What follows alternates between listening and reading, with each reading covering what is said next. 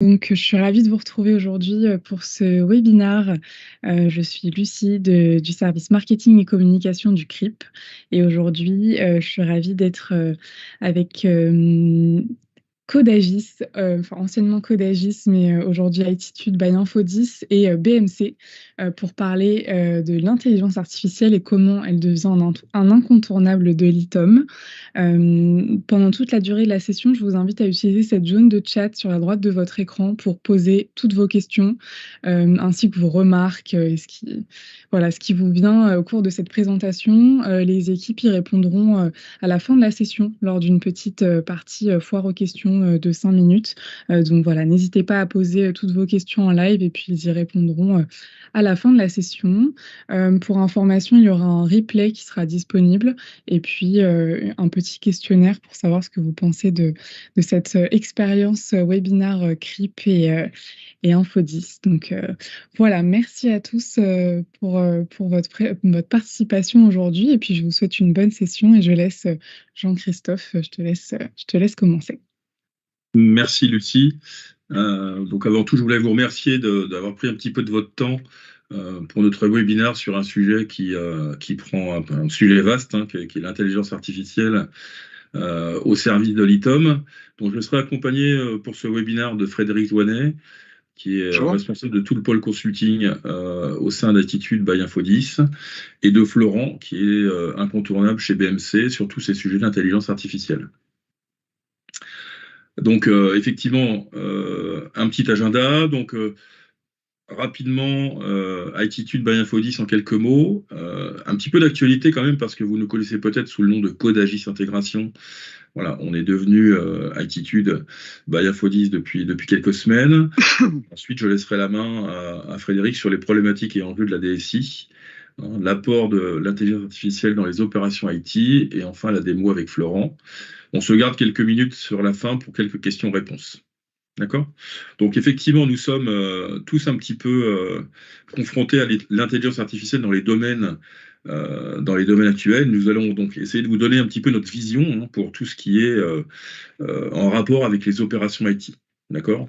Donc on est bien accompagné par BMC sur ce sujet, qui est un partenaire historique chez nous et qui a véritablement suscite aujourd'hui un véritable intérêt dans ce domaine, sur le marché de l'intelligence artificielle au service de l'IT. Alors notre actualité, je vous en parlais, on a rejoint le groupe Infodis depuis maintenant quelques semaines. Alors on est tous super emballés, c'est un véritable projet d'entreprise, et on est très content de rejoindre Infodis parce que, alors notamment sur le sujet de l'intelligence artificielle, car Infodis va nous permettre de développer cette activité encore plus, d'accord, car c'est déjà hyper présent dans leur métier, dans leur métier d'infogérance et d'ITSM au quotidien. Donc voilà, très, très emballé. Infodis en quelques chiffres, c'est à peu près 725 collaborateurs, ça fait à peu près 40 ans que ça existe, un chiffre d'affaires qui est de 65 millions. On est parmi les 100 plus grosses ESN. D'accord ? Donc voilà, c'est quand même une société qui va nous permettre un petit peu de nous envoler et de continuer à développer le projet sur lequel nous sommes des experts. Alors rapidement, qui on est véritablement, donc Attitude by Infodis. Donc, notre mission, c'est vous accompagner dans tous ces métiers de transformation, donc d'appréhender tous ces outils pour essayer de faire une transformation digitale. Notre clientèle aujourd'hui, c'est plutôt les moyennes et grandes entreprises. C'est là où véritablement on a une véritable force de frappe et on a ce côté grosse entreprise, mais agilité d'une petite entreprise en mode start-up sur des sujets dont nous avons une panoplie d'experts. On a 20 ans d'existence quand même, ce qui est, voilà. Et on a plus de 20 consultants qui adressent aujourd'hui à peu près 200 clients. On a des bureaux un petit peu partout en France. On est évidemment basé à Paris, à Toulouse de manière historique, à Barcelone où on a un centre de service à Barcelone, à Amiens, à Pessac, et on a un maillage France entière d'intervenants et de partenaires. Donc nos expertises, donc avant tout l'ITSM et l'ESM, donc on sait appréhender, on va dire, tous ces sujets. Digitaliser tous les process, les workflows à travers les solutions d'ITSM du marché, et en l'occurrence évidemment celle que nous poussons, BMC Software, de l'asset management, qui aujourd'hui connexe complètement à tous ces sujets, et enfin la cartographie applicative qui adresse la partie serveur et monde du cloud, où aujourd'hui on se doit à un moment donné de savoir ce qui existe chez nous et comment tout est connecté. Fred, je te laisse passer. Donc notre partenaire historique, BMC Software, ça fait plus de 21 ans qu'on travaille avec BMC. Alors on est certifié ceinture bretelle, enfin on va dire dans tous les sens, pour vendre évidemment, mais surtout pour déployer les solutions et conseiller les solutions. Alors, on a une équipe d'experts, on a à peu près une vingtaine de consultants qui sont certifiés tous les ans. Une forte expérience dans le déploiement de projets stratégiques, donc autour des sujets BMC Helix Discovery, BMC Helix Client Management, BMC Helix ITSM, et donc depuis un certain temps maintenant, BMC Helix IIOps, donc sujet qui va être développé en grande partie par Frédéric Joannet dans la foulée, et ensuite de manière démonstrative par Florent. Merci à tous. Merci JC. Donc on va s'intéresser tout d'abord aux différentes problématiques et enjeux de la DSI face à des environnements qui sont de plus en plus complexes. Et on va voir comment l'intelligence artificielle et comment BMC va pouvoir aider à traiter certaines de ces problématiques. Bon, tout d'abord, c'est ce qu'on constate, c'est la tendance du marché, ce qu'on constate, ce que nous remontent nos clients, c'est que les environnements sont de plus en plus complexes. Alors ça, c'est pas forcément quelque chose de nouveau. Ce qui est nouveau, c'est la rapidité à laquelle ces environnements évoluent. Donc, on se retrouve avec un mix d'anciennes et de nouvelles technologies. On a aussi la partie DevOps qui est de plus en plus présente et qui a quelque part rapproché l'utilisateur final de l'IT. On se retrouve dans des situations où les métiers vont déployer sans forcément faire appel à l'IT eux-mêmes leurs applications en utilisant du DevOps, et vont donc disposer d'applications qui vont répondre à leurs besoins. Et par contre, la partie exploitation de ces applications, c'est quelque chose qui est un peu parfois passé sous silence, et les équipes vont se réveiller un matin en disant comment je monitore la performance de ces applications. Donc elles vont aller chercher de la donnée dans ces différentes applications pour la mettre dans des outils de monitoring, de surveillance des applications. Et les organisations se retrouvent avec une démultiplication de ces outils de monitoring, donc une démultiplication de la donnée à traiter. Et la question se pose, c'est comment je fais, qu'est-ce que je fais avec tous ces outils? Je traite ces informations de façon pertinente. Et c'est là que l'intelligence artificielle va prendre tout son sens pour aider justement à comprendre et à corréler ces différentes sources d'informations. Ce qu'on constate et ce que nous partagent nos clients, c'est d'abord qu'il y a à peu près 11 outils de monitoring en moyenne au sein de leur organisation. 11, voire plus, dans certaines infrastructures beaucoup plus grosses, on va être jusqu'à 20 ou 30 outils qui sont là pour surveiller les différentes briques, que ce soit le réseau, l'infra ou les applications. On est sur des équipes qui travaillent au silo, qui vont disposer de leur propre console, qui va leur donner de l'information sur un périmètre qui va être un périmètre en fait délimité. Donc chaque équipe va disposer d'informations qu'elle va utiliser, mais il n'y a pas vraiment de vision globale et de corrélation entre ces différentes sources de données. Donc c'est souvent difficile en fait pour un événement, typiquement un service métier qui n'est plus rendu, un incident critique qui apparaît, de faire le lien en fait entre ma source qui correspond à mon événement et la cause de cet événement. Et ça, c'est un vrai challenge. Et le challenge, il est d'autant plus important à relever qu'on se retrouve face à un volume d'informations à traiter, si possible en temps réel. Et ça, c'est très difficile parce qu'on va avoir des outils de supervision qui vont de l'infrastructure, qui vont nous remonter de l'information. On va avoir aussi toute la partie cloud de l'AWS, de l'Azure, qui va aussi fournir ses propres informations.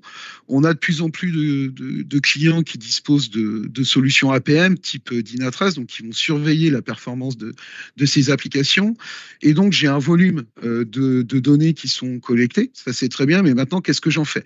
Comment je corrèle toutes ces différentes sources d'informations pour en tirer une information qui soit utilisable, qui soit claire et qui soit pertinente.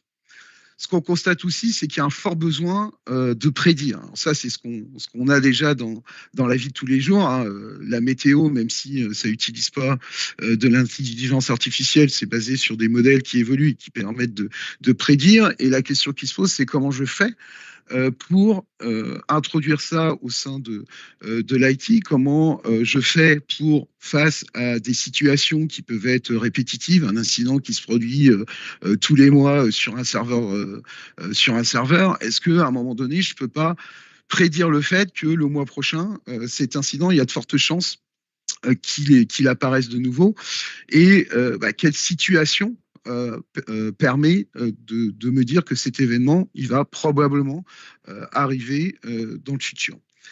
On constate aussi un fort investissement dans le machine learning, hein, beaucoup de structures, de clients qui vont investir dans des data lakes, qui vont investir aussi dans des armées, entre guillemets, de data scientists qui vont analyser ces différentes données, qui vont développer des algorithmes. Et la question qu'on peut se poser, c'est pourquoi ne pas utiliser des algorithmes qui sont déjà existants, hein, sur lesquels BMC travaille, comme le disait Jean-Christophe, depuis un certain temps. Pourquoi ne pas utiliser ces algorithmes dans le domaine de l'IT Operation pour consolider, corréler ces différentes sources de données et en déduire un certain nombre d'informations qui vont être facilement utilisables, et aussi gagner du temps dans le traitement et l'analyse des causes racines. Si on regarde un peu le schéma classique d'une infrastructure, on a quoi? On a en bout de ma chaîne, hein, tout en haut, mes utilisateurs. Mes utilisateurs finaux, eux, ils vont utiliser des services métiers. Ces services métiers, ils reposent tout d'abord sur une couche applicative qui elle-même peut être en partie hébergée dans un Amazon, enfin dans le cloud, hein, Amazon ou du cloud privé. On est sur des architectures aussi qui peuvent être hybrides, avec une partie qui repose également sur mon infrastructure qui est hébergée au sein de mon data center et qui elle-même est reliée au réseau et au mainframe. Et qu'est-ce qui se passe? C'est que de façon quotidienne, à tout moment, on a des problèmes qui surviennent sur chacune des couches. Donc, on va avoir des problématiques au niveau de mes utilisateurs finaux qui, eux, vont remonter des différents incidents. On va avoir nos outils de supervision de l'infra qui vont remonter un certain nombre d'événements que je vais devoir traiter, les alertes qui proviennent de mes outils de supervision réseau, des logs qui sont fournis par mes applications. Donc, je me retrouve avec énormément d'informations. Et qu'est-ce que j'en fais? Comment je les exploite? Comment j'évite de fonctionner de manière silotée avec des équipes qui vont avoir 1, 2, 3, 4 consoles sur des périmètres distincts? Comment je réconcilie ces données pour faciliter les opérations IT? En conclusion, on a besoin de l'intelligence artificielle. On est sur des environnements qui sont de plus en plus complexes, qui reposent sur des technologies qui sont diverses et variées. On a beaucoup d'applications, des architectures, et notamment des architectures qui reposent sur un mode hybride. Beaucoup de changements, hein. Si on regarde ne serait-ce que les applications que vous avez sur votre smartphone, il y a des mises à jour qui sont quasi quotidiennes, de nombreux déploiements qui sont faits, hein, en lien avec le DevOps, comme j'indiquais juste avant. Beaucoup de choses à et beaucoup d'actions à prendre pour remédier aux différents problèmes qui interviennent. Donc, cette somme d'informations, il faut se faire. Le cerveau humain, il est limité. de façon différente suivant les personnes, certes, mais en tout cas, on a besoin de l'intelligence artificielle pour analyser toutes ces données, pour faire le lien et les relations entre elles, pour éviter de les traiter de manière individuelle. Et on a donc besoin de l'intelligence artificielle pour adresser ces différentes problématiques liées à une complexité de nos environnements. Quelle est la réponse de BMC face à ces différentes problématiques qu'on vient de voir? La réponse, c'est la plateforme BMC Helix. Pourquoi je parle de plateforme? Tout simplement parce que BMC Helix, c'est un ensemble de solutions. Vous le voyez dans le petit carré en haut à droite, il y a un certain nombre de solutions qui sont à disposition. Et le point commun, c'est que ces solutions reposent sur une plateforme qui est conteneurisée et qui va intégrer un certain nombre de briques technologiques qui sont très performantes chacune dans leur domaine. On va parler de Kafka, de Grafana notamment pour la partie reporting qui va permettre de faire du reporting dans les différentes solutions que vous voyez dans le schéma en haut à droite, de Kibana, Victoria Metrics, Cassandra et autres. Et toutes logiques, elles vont permettre quoi? Elles vont permettre de traiter des événements, de traiter des métriques, de traiter des logs et tout ça pour faire de l'IIOps. C'est la partie qui est surlignée en jaune là dans mon petit schéma. Pour mener à bien aussi, pour faire de l'IIOps, on a besoin de construire une topologie applicative. Et c'est pour ça aussi qu'on a mis en avant la brique BMC Discovery qu'on verra juste après, qui va permettre justement de créer ces topologies applicatives. On en parlera dans quelques instants. Alors, ces technologies, bien entendu, elles sont à disposition sur Internet. Tout à chacun est libre de l'installer, d'installer un Kafka ou un Grafana. La plus-value de BMC, c'est déjà son expérience dans le domaine de la supervision. Et toutes ces différentes briques technologiques, elles ont été optimisées et préconfigurées pour rendre un service efficace le plus rapidement possible dans le domaine de l'IIOps autour des problématiques IT.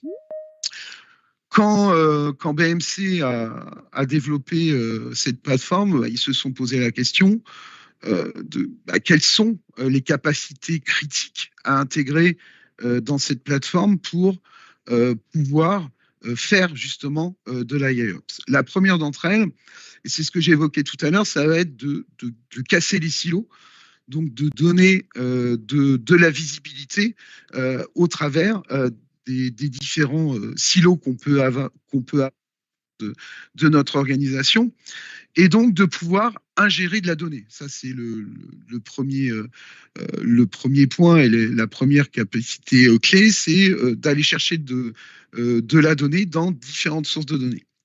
Et pour ce faire, la plateforme propose un certain nombre de connecteurs standards. Il y en a à peu près plus d'une trentaine qui vont vous permettre, c'est la petite vidéo qui s'anime là, qui vont vous permettre d'aller chercher de l'info dans un Agios, d'aller récupérer la topologie que vous pouvez avoir au sein de votre CMDB ServiceNow, par exemple. Donc, on a des connecteurs préconfigurés. Donc, ça veut dire que le mapping est déjà préparamétré. Les règles de réconciliation sont aussi préparamétrées dans le connecteur. On a juste comment j'accède à la source, souvent une URL et puis des informations d'identification pour aller chercher de l'information dans différents outils. On met à disposition, BMC met à disposition aussi des connecteurs génériques qui vont vous permettre d'aller chercher de l'information, par exemple dans un Kafka externe, d'utiliser des API pour aller chercher de la donnée dans un outil de supervision. Donc même si le connecteur n'existe pas en standard, vous aurez toute possibilité via ces connecteurs génériques d'aller chercher l'information qui est pertinente pour vous pour intégrer dans cette plateforme. Ensuite, au niveau des capacités clés, se pose la question de prendre un peu de hauteur et d'offrir aux utilisateurs l'information qu'un service critique est indisponible. Donc d'améliorer la visibilité en termes de services métiers et notamment des services métiers qui sont rendus aux utilisateurs. Donc pour ce faire, on doit pouvoir s'appuyer sur une topologie. La topologie, qu'est-ce que c'est? Ça va me permettre de modéliser les dépendances entre mon service métier, la couche applicative, la couche infra et la couche réseau et de comprendre les interactions entre ces différentes couches. Donc pour ce faire, on a la solution BMC Discovery, alors qui est en option. Hein, si on a des clients hein, qui ont du Dynatrace et sur lequel on va pouvoir s'appuyer pour donner, alors certes que la topologie applicative, on n'aura pas les liens avec la couche infra et réseau, mais c'est déjà un début. Si vous avez une CMDB ServiceNow avec une topologie qui est bien faite, qui est à jour, on va pouvoir aussi se baser dessus. Mais en tout cas, BMC LX Discovery permet justement de créer vos propres cartographies applicatives. C'est une solution qui fonctionne sans agent. Vous voyez sur la partie droite hein, le résultat justement de cette découverte. La découverte se fait sans agent et va découvrir justement les dépendances entre les différents composants. Elle intègre aussi un référentiel de signature, ou plutôt une base de connaissances qui est mise à jour tous les mois. Ça, c'est très important puisque ça va vous permettre de vous assurer que, au fur et à mesure qu'il y a des nouvelles applications qui arrivent au sein de votre infra, des nouveaux équipements, ils soient automatiquement reconnus par BMC Discovery. Et enfin, vous allez pouvoir directement dans la solution modéliser justement ces services métiers. Donc ça va faciliter ensuite la compréhension justement des dépendances entre mon service et les couches applicatives et infra sur lesquelles il repose. Comment ça fonctionne? Très rapidement, en quelques mots, on a une solution alors, qui est disponible en SaaS ou on-premise et qui, par le biais de ce qu'on appelle des serveurs outposts, hein, c'est des petits composants qu'on va installer sur votre architecture, va déjà découvrir la couche infra au sens large du terme, donc ma partie réseau, mes serveurs physiques, mes serveurs virtuels, mes baies de stockage, la partie mainframe, mes clusters, que ce soit les clusters matériels ou applicatifs, la couche middleware, mes applications, et qui peut même aller chercher, découvrir ce que vous avez dans le cloud. Ce qui est intéressant et primordial, c'est justement le fait que la solution va automatiquement aussi découvrir les dépendances entre ces différentes couches. On va pouvoir aussi modéliser les services métiers directement au sein de l'application. Et puis, alors, soit les mettre à disposition dans une CMDB, mais surtout utiliser cette topologie dans la GaiOps. Donc maintenant qu'on a ces différentes données, qu'on a notre topologie, va arriver la partie intelligence artificielle. On va, par le biais d'algorithmes, réduire le bruit. Qu'est-ce que ça veut dire, réduire le bruit? Si je prends le cas d'un équipement réseau qui tombe en panne et qui va générer des alertes toutes les 5 secondes, je ne vais pas vouloir... moi, ce qui va m'intéresser, c'est la première alerte. Les autres alertes, justement, les algorithmes vont permettre de les supprimer et de garder que la première alerte qui va être la plus pertinente.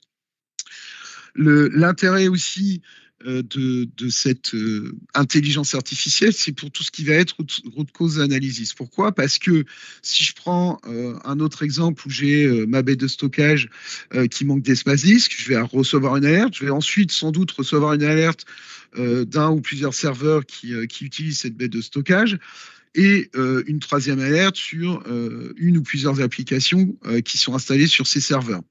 Donc là, je vais avoir 3 événements qui vont être détectés par mes différents outils de supervision. Et puis, grâce notamment à la topologie, je vais savoir que ma baie de stockage, elle est impactée que mon serveur est impacté par ma baie de stockage. Donc ça va me permettre de regrouper ces différents événements en une seule situation. Donc je ne vais pas devoir adresser 3 événements distincts. les algorithmes vont permettre de corréler grâce à des critères temporels, grâce à des critères de topologie, de regrouper ces 3 événements en une seule situation. Donc ça, qu'est-ce que ça veut dire? Ça veut dire que ça va réduire mon MTTI, donc mon temps moyen d'investigation. Ça va me permettre aussi, grâce à des algorithmes, de donner une sur le nœud qui est à l'origine du problème, en l'occurrence dans mon exemple ma baie de stockage. Alors c'est pas tout noir ou tout blanc, c'est-à-dire que c'est des probabilités de root cause qui vont être données. C'est pas 0 ou 100. Ces probabilités, bien évidemment, elles vont être affinées au cours du temps, au fur et à mesure justement de l'apprentissage de la solution pour comprendre les situations et arriver à déterminer quelles sont les routes causes les plus probables. Et ensuite, une fois que j'ai réduit mon temps d'investigation, en ayant à disposition les probabilités justement de l'origine d'incidents, qu'est-ce que je fais? Comment justement j'améliore mon temps de résolution en mettant à disposition de la remédiation intelligente. La remédiation intelligente, qu'est-ce que ça veut dire? Ça peut être par exemple l'exécution d'un script pour redémarrer un serveur. Donc, c'est-à-dire que mon opérateur, dans sa console IIOps, il va avoir un bouton qui va permettre d'interagir avec des outils d'automatisation type Ansible. Donc, là, on est plutôt sur quelque chose de semi-automatique, mais grâce aux algorithmes, on va aussi pouvoir, face à des situations données,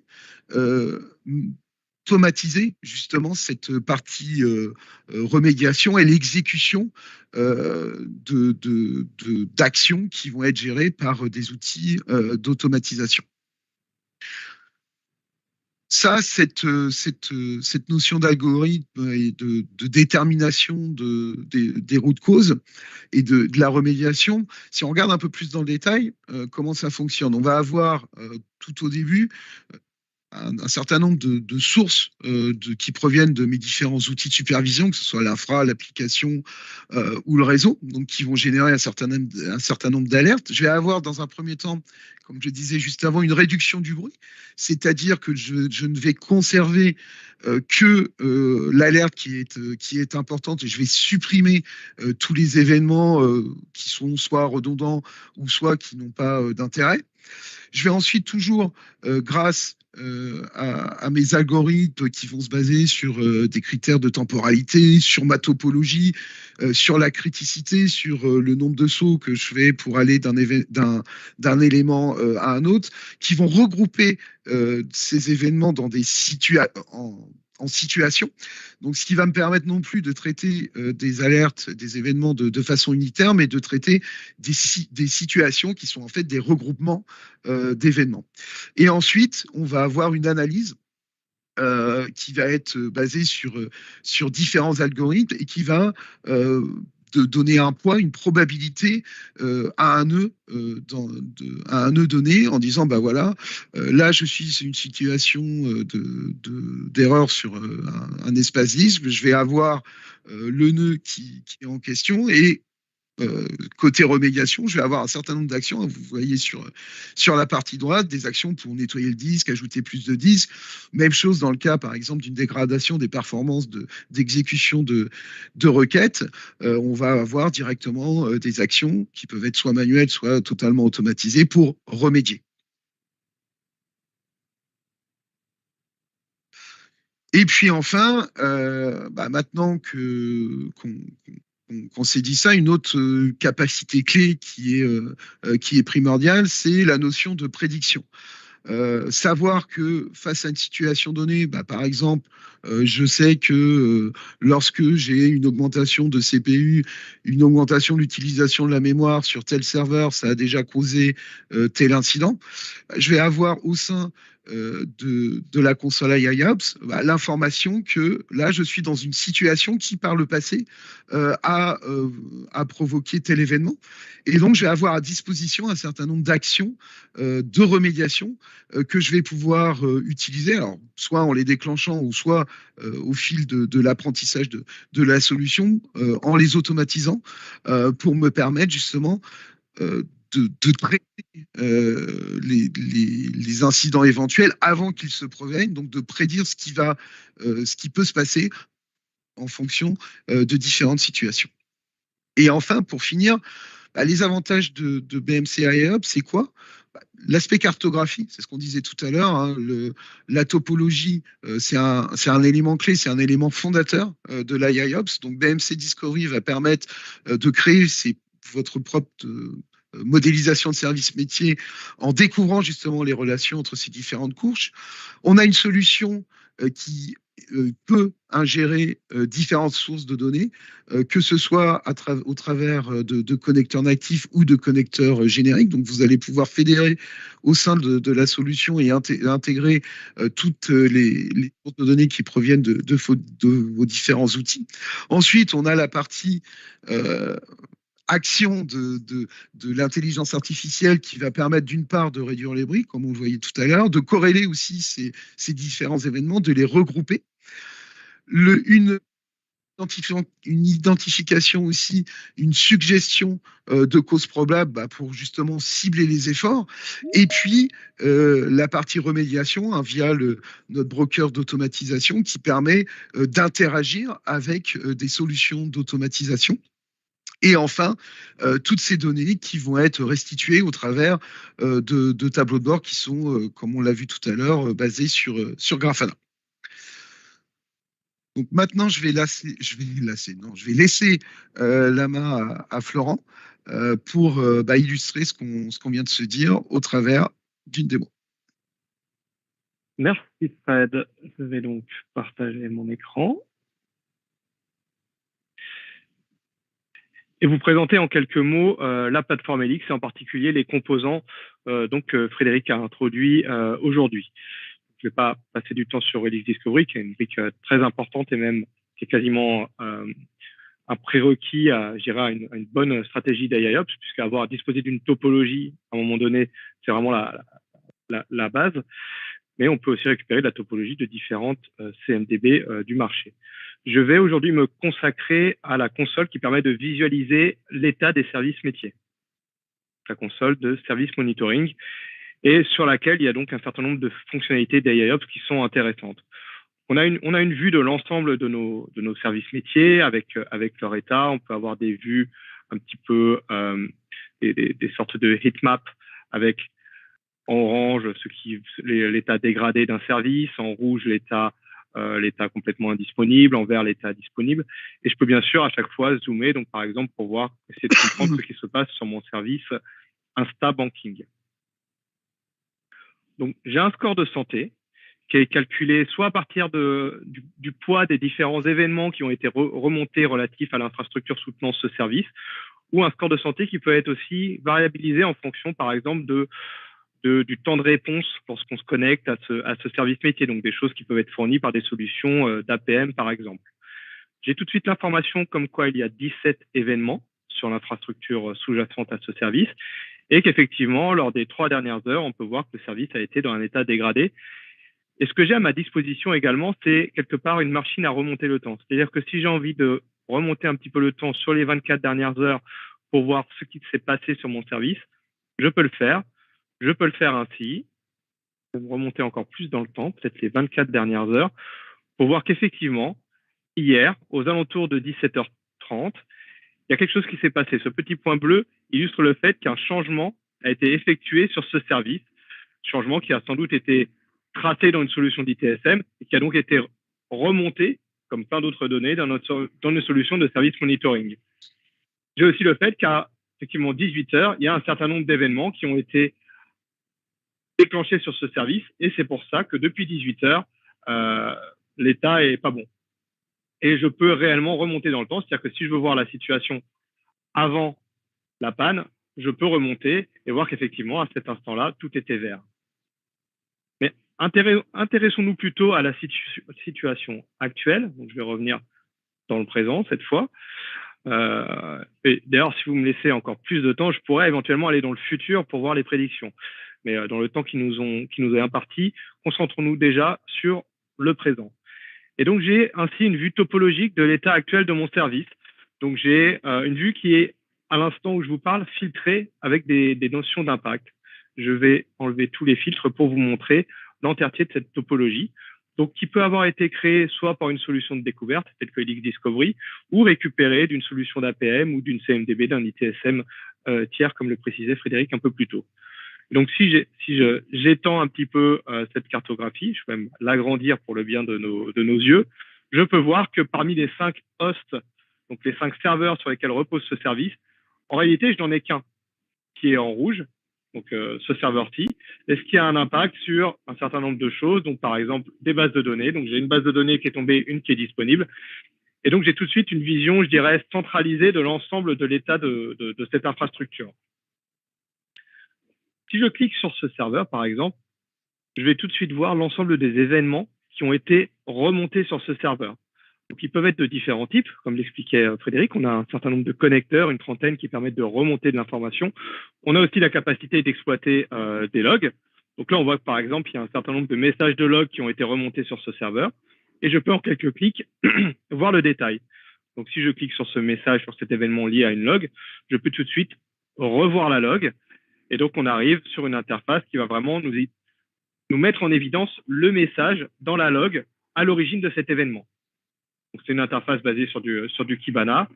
Et je vais avoir comme ça un extract de ma log. Donc, j'ai tout ça directement depuis ma console de service monitoring. J'ai cette information-là. Et ce que je peux faire aussi directement depuis ma console de service monitoring, c'est par exemple regarder d'autres événements remontés sur ce serveur. Donc, j'ai une alerte sur le CPU Nagios. Je peux cliquer et voir tout de suite, évidemment, éventuellement le détail de l'alerte.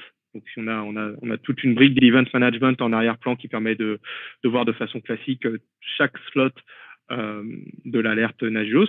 Et je peux voir aussi, d'une façon très graphique, l'évolution des métriques. En l'occurrence, la métrique d'utilisation du CPU remontée par Nagios. Donc, j'ai tout ça au même endroit et ça me permet vraiment d'aller très vite sur l'investigation. Mais en réalité, l'investigation, si on revient sur ma topologie, on voit qu'il y a quelque chose qui s'est passé, c'est-à-dire que j'ai une probabilité ici.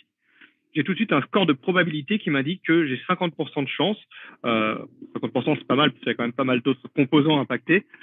50% de probabilité que la root cause de mon incident soit liée à ce serveur. Et donc, si je ferme cette topologie et que je descends un petit peu toujours sur l'écran du service, je vais voir que j'ai un certain nombre d'autres informations. Donc, j'ai cette information sur la root cause la plus probable par rapport à l'état de mon service. Et c'est ici aussi que je retrouve la notion de situation qu'évoquait Frédéric. Et donc, plutôt que de traiter unitairement les 17 événements liés à toute cette infrastructure, l'intelligence artificielle, avec des mécanismes de clustering et des modèles de compréhension du langage naturel, également, a synthétisé tous ces événements en une situation. Et donc, si je zoome sur la situation, c'est vraiment cette situation que je vais traiter, que je peux éventuellement, donc tout ce qu'on fait au niveau de l'event management, je peux prendre en charge la situation, je peux la clore, je peux définir la priorité, etc. Donc, c'est vraiment au niveau de cette situation qu'on va agir.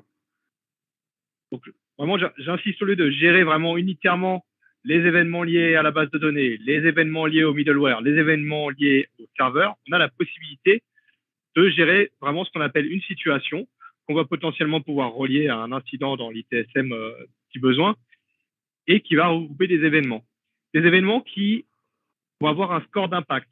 C'est-à-dire que l'intelligence artificielle, en fonction du type d'événement, en fonction de la temporalité également, je vous ai montré tout à l'heure qu'on l'exploitait au niveau de l'interface utilisateur, mais également au niveau des calculs, au niveau aussi de la topologie, donc peut-être l'écart entre tel équipement sur lequel un événement a été relié et en bout de chaîne le service qu'il rend. Donc tous ces éléments sont pris en compte pour les calculs d'impact des événements. Et donc ce qui a été déterminé, c'est que l'événement qui a priori a eu le plus d'impact par rapport à l'état de mon service est celui-ci. Et du coup, maintenant, j'ai un constat qui a été fait. qui est probablement le bon. Après, bien sûr, je peux creuser le sujet si besoin. Qu'est-ce que je fais? Je peux faire plusieurs choses. Je peux éventuellement créer un incident dans une solution d'ITSM parce que la consigne, c'est celle-là. Quand on a un problème WebLogic, il faut créer un incident affecté à l'équipe WebLogic. Mais je peux aussi éventuellement déclencher une automatisation. On peut connecter la plateforme Helix avec un Ansible, un AWS, un Kubernetes pour déclencher des automatisations. Et elles sont disponibles ici.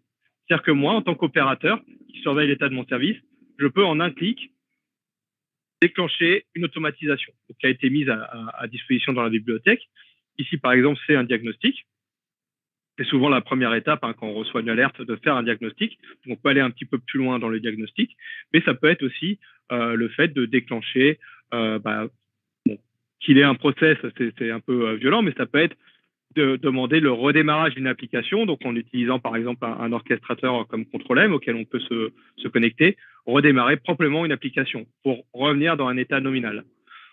Donc l'opérateur a à disposition, quelque part dans cette interface, tout ce dont il a besoin pour observer l'état du service, faire l'analyse, même si en réalité l'intelligence artificielle le fait pour lui, et enfin agir en déclenchant un incident ou déclenchant une automatisation.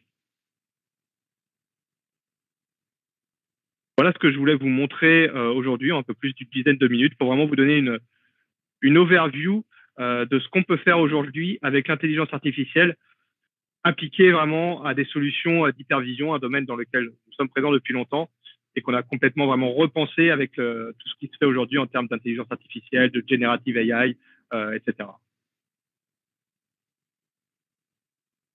Merci Florent. Bérangère, est-ce que tu reprends la main sur les questions? Yes, je reprends la main, JC. Merci. Je me rends sur le chat. Alors, messieurs, première question. Bonjour, quelle est la technologie d'intelligence artificielle derrière le système du deep learning? Florent. C'est pas, excuse-moi, je crois que tu étais en mythe. Oui. Non, on se base sur différents algorithmes. Donc, je pense que la personne qui pose la question n'est pas sans savoir que AWS, Google mettent à disposition des algorithmes sur le marché, comme du Random Cut Forest, du BERT. Donc, c'est des algorithmes qu'on exploite, qu'on personnalise en fonction, bien sûr, du domaine dans lequel du type de données sur lesquelles on les applique, bien évidemment. On a aussi, on exploite des technologies de generative AI. Donc, on a un composant sur la plateforme qui s'appelle Helix GPT, qui exploite ce type de modèle de langage naturel. Et c'est principalement ce type de... Alors, on a aussi des algorithmes pour la prédiction, donc sur des éventuelles dérives de métriques. On apprend en fait les situations telles que je vous ai montré. Elles ont ce qu'on appelle un fingerprint, une empreinte digitale. Et donc, qu'on enregistre, sur lesquels on apprend. Et lorsqu'on voit des signaux qui se reproduisent et qui commencent à reproduire une situation qu'on a connue, on va pouvoir directement proposer à l'opérateur une action préventive pour éviter que la situation se reproduise. Donc ça, c'est dans la partie prédiction.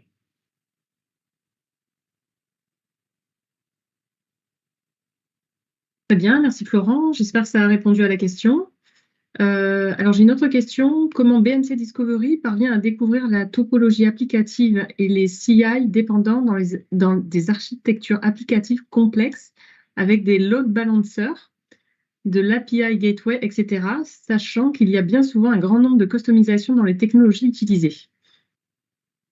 Alors, BMC Discovery, déjà, il va scanner ce qu'il y a au sein de l'infra en utilisant des credentials, donc credentials qui vont être utilisés pour se connecter aux différents équipements et remonter de l'information. Et ce qui est affiché dans BMC Discovery, ce qui est restitué, c'est pas une information brute, c'est une information qui va passer au crible de la base de connaissances de BMC Discovery, donc qui va retravailler l'information et qui va permettre justement d'appréhender la complexité d'un écosystème IT et potentiellement différentes customisations, qui va permettre de découvrir tout ce qui va être load balancer et qui va permettre aussi notamment de remonter toutes les dépendances entre ces différentes couches.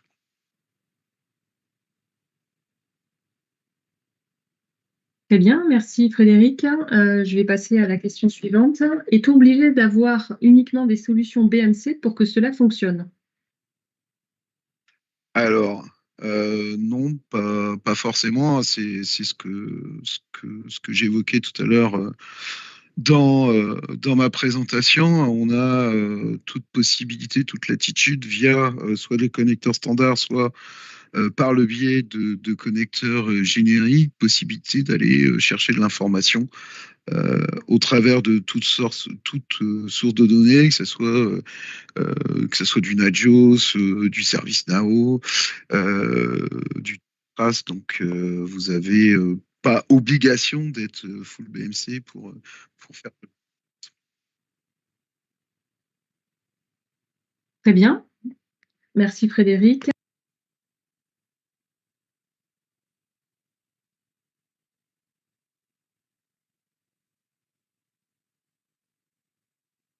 Merci Frédéric. Je vais passer à une autre question. Doit-on jeter à la poubelle tout ce qu'on a déjà mis en place en termes de gestion des alertes? Je vais peut-être répondre à celle-là. Là, c'est vrai que je vous ai montré une brique vraiment assez haut niveau avec la visualisation des services métiers et des choses qui se font faites par l'intelligence artificielle. On a aussi en dessous une brique d'operations management qui est un héritage en fait de tout ce qu'on fait depuis une trentaine d'années chez BMC, avec notamment la gamme TrueSight en termes d'hypervision, avec la possibilité pour des opérateurs de définir aussi en supplément des règles manuelles d'enrichissement, par exemple, d'événements, de déduplication sur des critères temporels ou autres. Donc, toute cette capacité toutes les règles que nos clients ont déjà créées dans des solutions d'hypervision diverses et variées peuvent être reprises sur la nouvelle plateforme. Bien, merci Florent. On va passer à une autre question. Quels sont les prérequis pour que cela marche bien? Les prérequis, ça va être déjà de disposer de différentes solutions de monitoring, que ce soit des outils de supervision, des outils de surveillance des infrastructures, des outils d'APM. Hein. Il faut au minimum trois outils de ce type pour que la solution fasse sens, bien évidemment.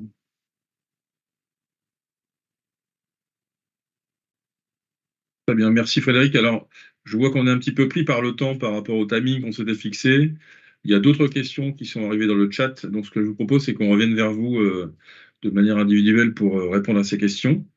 Hein, dans tous les cas, voilà, je tenais encore à vous remercier pour votre temps. Merci aux intervenants.